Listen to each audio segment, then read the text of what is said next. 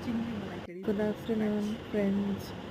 So here comes the chingdi malai curry from the scratch. So আমি এটা great করে নিয়ে এটা থেকে squeezing out করেছি coconut milkটা. After squeezing it out, I fried the prawns and I made a paste. Um, and I let all these things get dry. And after some time, I added some pinch of salt.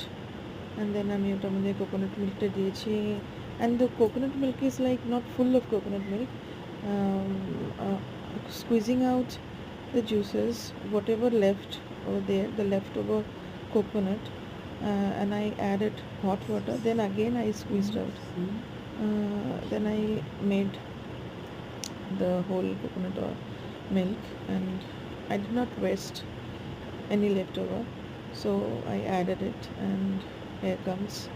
So আমি এতটা মানে নতুন মানে এতটা recipe অত জানি না, তো যা একটু একটু করে করছি, শিখছি, করছি এই জোড়াতালি রান্না তো হোলসাম, এটা তো ভালোই হয়েছে খেতে।